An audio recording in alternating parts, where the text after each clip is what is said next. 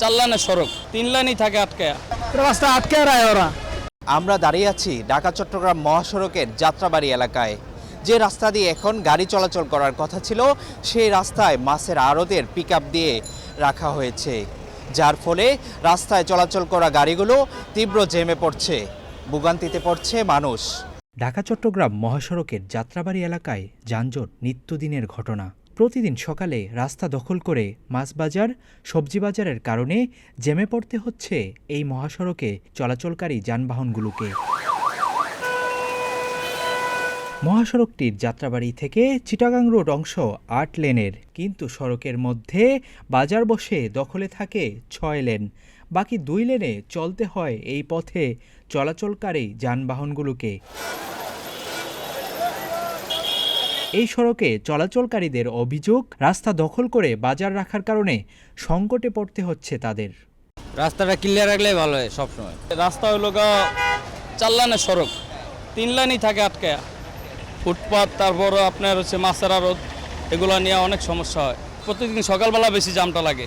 এই মাছের আড়ত এক, আর দ্বিতীয় হচ্ছে এটা পিকআপের স্ট্যান্ড, কাঁচা বাজার সব মিলাই জামটা লাগে আর কি। এই সড়কে এক লাইন চলে, এক কথা বললে হয় এক লাইন চলে, এই জন্য সবারই সমস্যা হয়। কেউ তো প্রতিবাদ করতে পারে না, কেউ করো প্রতিবাদটা, বলা কেউ নাই।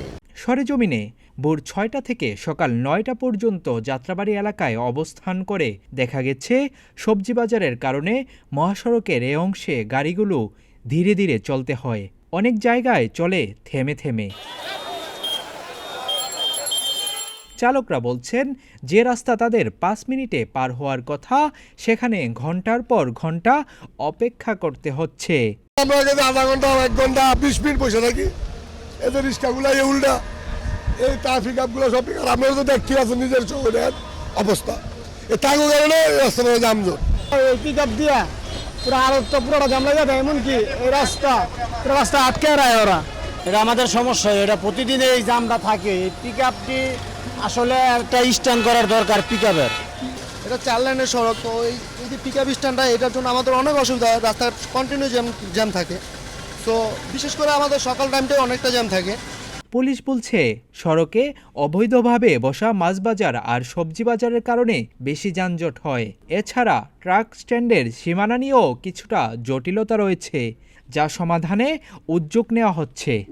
Deployment day shift, morning shift আর ডে শিফট থাকে। নাইট শিফটে আমাদের ডিপ্লয়মেন্ট কম থাকে, আমাদের লোকবল এত বেশি না, তো আমরা আসলে সেই সময়টাতে এত ভিতর পর্যন্ত ডিপ্লয়মেন্ট দিতে পারি না। আমরা মূল সড়কগুলোতে, মূল সড়কের মূল পয়েন্টগুলোতে আমরা ডিপ্লয়মেন্ট দিয়ে থাকি। আবার সকাল 8টা থেকে আবার ফুল সুইংয়ে ফুল ডিপ্লয়মেন্ট কাজ করে, যার কারণে ওই সময়টা সুযোগ নিয়ে ওই সকাল 6:30 থেকে 8টা পর্যন্ত কাঁচা বাজার এবং মাছ বাজারের ওইটা এক্সটেনশন হয়। তারপরে আমাদের এখানে যে সংশ্লিষ্ট ট্রাফিক ইন্সপেক্টর আছে, উনি ডিপ্লয়মেন্ট হওয়ার সাথে সাথেই, সকালে ডিপ্লয়মেন্ট হওয়ার সাথে সাথেই এইটা মানে উঠিয়ে দেওয়ার চেষ্টা করে, চাপিয়ে দেওয়ার চেষ্টা করে আসলে।